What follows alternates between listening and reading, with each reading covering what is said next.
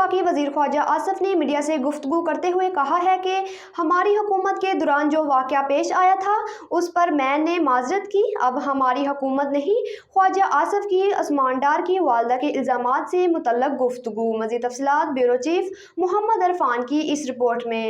मैंने जो national assembly का शहर का हल्का है जी उससे जमा कराए हैं और शहर के जो दोनों सूबाई हल्के हैं उनसे भी जमा करा अभी करवाने जा रहा हूँ। नेशनल असेंबली का मैंने करवा दिया। अच्छा ख्वाजा साहब, इलेक्शन कमीशन ने 2 रोज की तोसी कर दी है जमहूरी अमल को मजीद मुस्तकम देने के लिए, ताकि कुछ सियासी जमातों ने राय दी थी। मेरी इत्तला है कि तकरीबन तमाम सियासी जमातों ने ये डिमांड किया गया था कि 3 दिन कम है तो 2 दिन उन्होंने बढ़ा दिए हैं।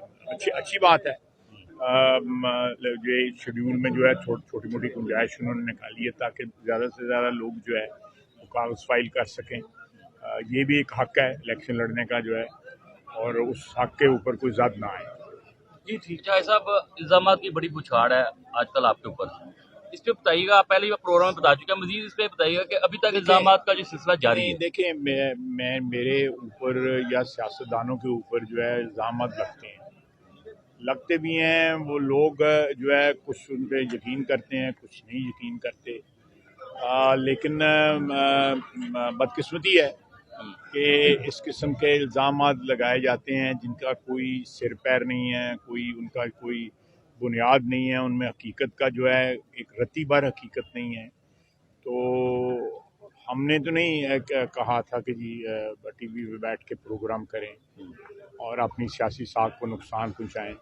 तो सियासी साख जो है इस तरह नहीं जो है बहाल की जाती जिस तरह बहाल करने की कोशिश हो रही है।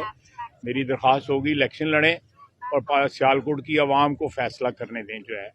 जो भी वो फैसला करेंगे, जो ज़बान खल्क नकारा है खुदास, तो वो फैसला वो जो है सबको काबिल कबूल होगा।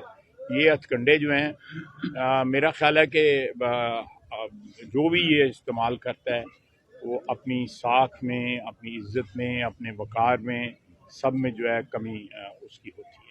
ख्वाजा साहब, आपने कहा है कि इलेक्शन में हिस्सा लें, अवाम फैसला करें। आज पुलिस की भारी नफरी जो है उस्मान डार के घर को घेरे में लिया है, उसकी वालदा ने कागजात जमा करवाने। मुझे इस बात का इल्म नहीं है। देखें, जब हमारी हुकूमत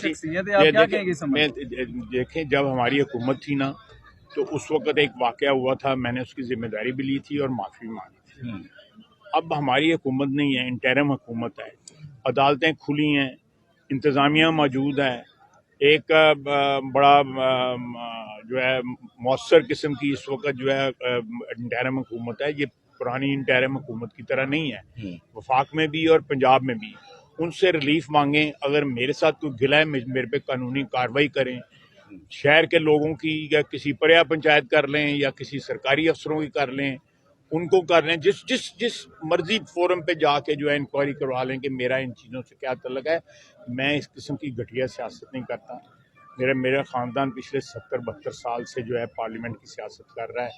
कभी हमारे पे ये इल्ज़ाम नहीं लगा हुआ, और ये इल्ज़ाम जो लगाया गया है, ये इल्ज़ाम लगाने वालों का जो है ना वो उनके मुतल्लिक जो है उनकी तारीफ़ बयान करता है कि उनकी क्या तारीफ़ है। ख्वाजा साहब, आप तीनों हलकों से इलेक्शन लड़ेंगे या कोई विड्रा कर देंगे? नहीं, मैं दोस्तों से मशवरा कर लूँगा, साथियों से जिस तरह हुक्म करेंगे।